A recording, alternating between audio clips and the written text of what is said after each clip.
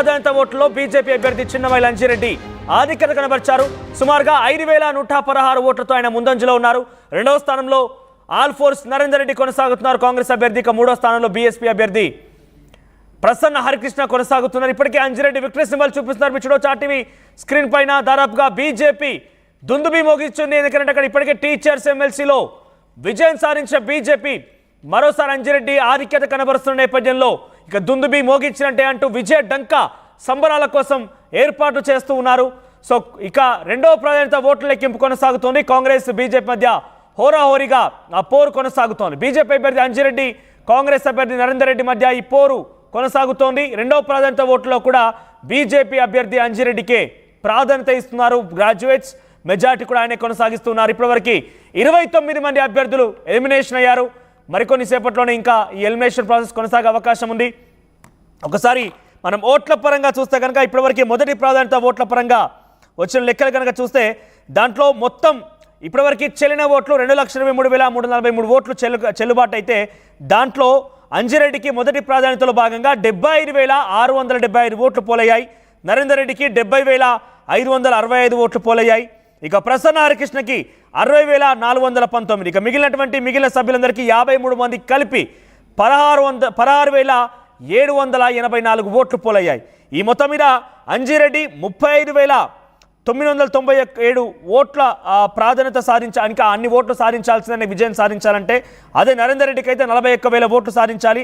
ప్రసన్న హరికృష్ణకి అయితే 51,000. అంటే ఈజీగా ప్రసన్న హరికృష్ణ అయితే మళ్ళీ రేస్లోకి వచ్చే అవకాశం లేదు. కానీ ఇప్పుడు tug of war Narender Reddy versus అంజిరెడ్డిగానే కొనసాగుతుంది. చాలా స్వల్ప తేడా, కేవలం అటు ఇటుగా ఒక 4-5 వేల తేడా మాత్రమే, 5,000 తేడా మాత్రమే ఉంది. కాబట్టి కొంత రేస్లో ఉండే అవకాశం ఉంది. ప్రజెంట్ రెండో ప్రాధాన్యత ఓట్లో భాగంగా 29 మంది ఎలిమినేట్ అయ్యారు. 29 మందికి రెండో ప్రాధాన్యత ఓటు ఎవరికైతే వేస్తున్నారో వారికి కొన్ని అడిషనల్గా ఓట్స్ మరిన్ని ప్లేస్ అయ్యే అవకాశం ఉంది. దీనిపై మరిన్ని అప్డేట్స్ చంద్రశేఖర్ అందిస్తారు. చంద్రశేఖర్, ఏంటి సెకండ్ ప్రిఫరెన్షియల్ ఓట్స్ పరంగా మీరు కౌంటింగ్ కేంద్రం దగ్గరే ఉన్నారు. మొదటి ప్రాధాన్యత ఓట్లో చాలా క్లియర్గా అంజిరెడ్డి గెలుపొందారు. అంటే చాలా క్లియర్గా 75,000 మంది అంజిరెడ్డి ఎమ్మెల్సీ కావాలని నిర్ణయించుకున్నారు. అంటే మొదటి ప్రిఫరెన్స్ వాళ్ళందరూ కూడా అంజిరెడ్డి కోసం నిర్ణయించుకున్నారు. రెండో ప్రిఫరెన్స్ ఏంటి అంటే ప్రసన్న హరికృష్ణకు ఓటు వేసినా, అంజిరెడ్డికి ఓటు వేసినా వీరంతా రెండో ప్రిఫరెన్షియల్ ఓట్స్ ఎవరి వైపు మొగ్గు చూపుతున్నారు?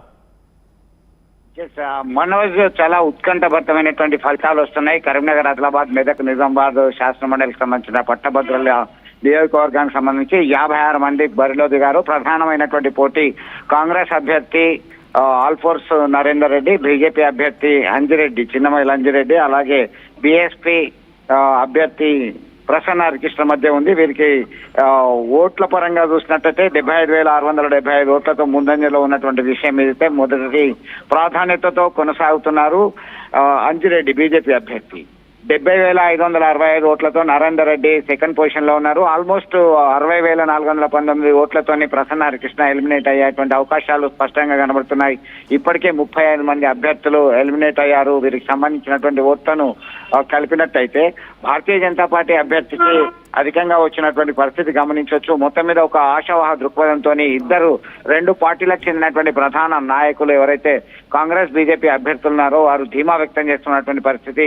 ఇంకా మాకి ఆ రెండో ప్రాధాన్యత ఓటు అత్యధికంగా వచ్చే అవకాశాలు ఉన్నాయి. దాంతో మేము ఏదైతే కోట డిసైడ్ చేశారో ఎన్నికల సంఘం అభ్యర్థులు 1,11,672 ఓట్లు ఎవరికైతే వస్తాయో వారిని విజేతగా డిసైడ్ చేసేటువంటి అవకాశాలు ఉన్నాయి. ఎందుకంటే 2,52,029 ఓట్లు పోలయ్యాయి. దానిలో 2,23,343 ఓట్లను వీళ్ళు వ్యాలిడ్ ఓట్స్ గా డిసైడ్ చేయడం జరిగింది.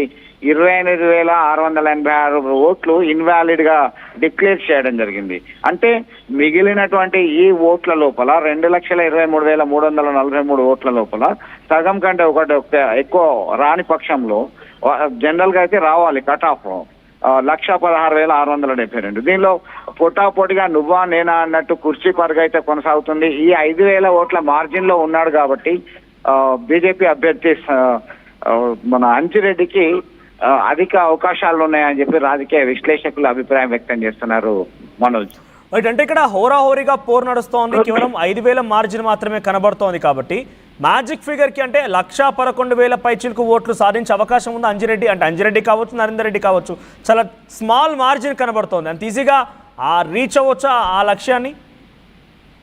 ఇది చాలా క్లిష్టమైనటువంటి అంశము. 1,11,672 ఓట్లు రీచ్ కాకపోవచ్చు. ఎప్పుడైతే ఈ 60,000 ఓట్లు మన ప్రసన్న హరికృష్ణకు సంబంధించిన ఓట్లను యాడ్ చేసుకుంటూ పోయినప్పుడు మాత్రమే అది సాధ్యమవుతుంది. దానిలో భాగంగా ఎవరికి మోర్ దెన్ హాఫ్ రానప్పుడు ఆటోమేటిక్ గా టెక్నికల్ గా వారిని డిక్లేర్ చేసేటువంటి అథారిటీ, డిస్క్రిషనరీ పవర్ అనేది విచక్షణ అధికారం ఎన్నికల సంఘం అధికారులకు ఉంటుంది. కాబట్టి గతంలో కొన్ని ఉదంతాలు ఇట్లా జరిగాయి. దాన్ని బేస్ చేసుకొని డిక్లేర్ చేసేటువంటి అవకాశాలు ఉన్నాయనేటువంటి చర్చ జోరుగా కొనసాగుతున్నటువంటి పరిస్థితి గమనించవచ్చు. మొత్తం మీద ఈ ఎన్నికల అంశానికి సంబంధించి చాలా హోరాహోరీగా పోటీ పడ్డారు ముగ్గురు అభ్యర్థులు, 3 పార్టీలకు చెందినటువంటి విషయంగా మనం గమనించవచ్చు. సెకండ్ ప్రిఫరెన్షియల్ ఓట్స్ పైన అప్పుడు కాంగ్రెస్ ప్రసన్న హరికృష్ణ కూడా చాలా పెద్ద మొత్తంలో ధీమా వ్యక్తం చేశారు. అంజిరెడ్డికి మొదటి ప్రాధాన్యతలో మెజారిటీ వచ్చినా సెకండ్ ప్రిఫరెన్షియల్ వచ్చేసరికి మొత్తం తారుమారు అవుతుందని ఎక్స్పెక్ట్ చేశారు. ఇప్పుడు ఆ ఎక్స్పెక్టేషన్స్ ఉన్నాయా? ఇంకా ఆ రకంగా ధీమా వ్యక్తం చేస్తున్నారా?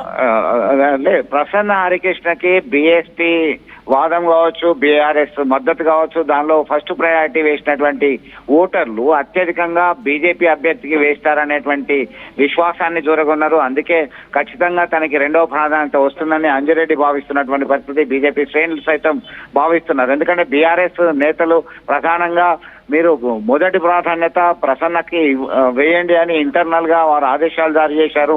బీసీ నినాదము ఇటు బీఎస్పీ అభ్యర్థి పక్షాన బీసీ సంఘాలు పోరాటం చేశాయి, గ్రౌండ్ లెవెల్లో వర్క్ చేశాయి.